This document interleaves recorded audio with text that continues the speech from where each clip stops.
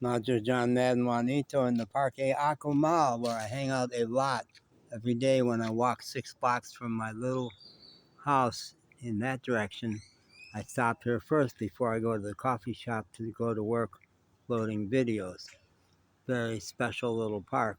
But the most special thing ever happened this morning. I met my new martial arts teacher and his class, his Sunday class, which is just a few people, but he teaches in English, and one of his Spanish students translates to Spanish for a couple of the other students.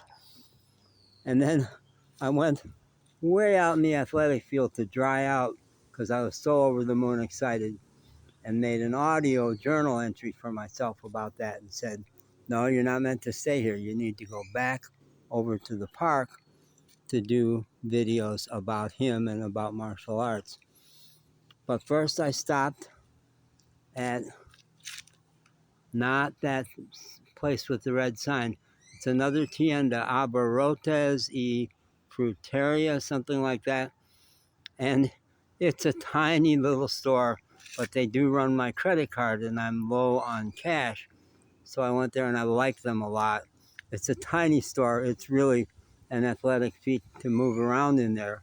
And so I looked for the Medio Litro Coke, which I love a lot and had gotten one earlier. Didn't seem to have any of those, so I gave up on that and just got an iced tea and potato chips. And they processed my credit card, and I managed to get out of there without falling down or hurting anybody with my big backpack on my back.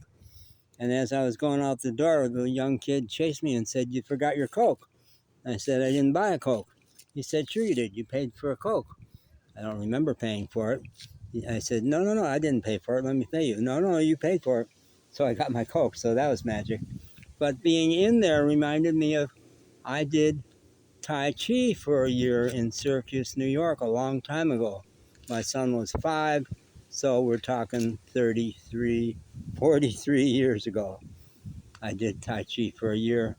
Never got very good at it, but was passionate about it. The community was spectacular. It was very interracial. I'm an interracial guy. My son is biracial himself. It was wonderful for him. Oh, it was great. And I never got real good at it, but I had some amazing experiences, and one had to do with practicing on a crowded mat. I was in Chicago for a weekend workshop of that stuff. Chicago is my hometown. So lots of things had me high, and I got almost advanced.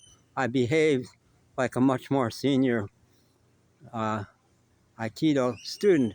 And when I got back to Syracuse, I asked one of the other students, tell me if this is possible.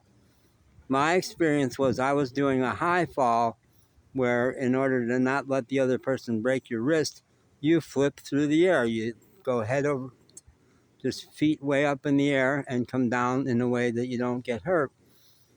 And I was able to do that, and I was doing it better than I ever had. But midair, I looked down, and the spot I was going to land, somebody had rolled into.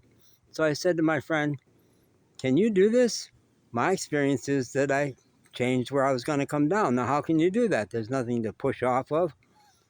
By pure physical, mental force, you change your direction in midair. They said, yeah, you can do that. But you can't do that. No, more advanced students. I said, I did it. I, by God, did it. I don't know how. Oh, it's so mysterious. I don't know how. I don't know how.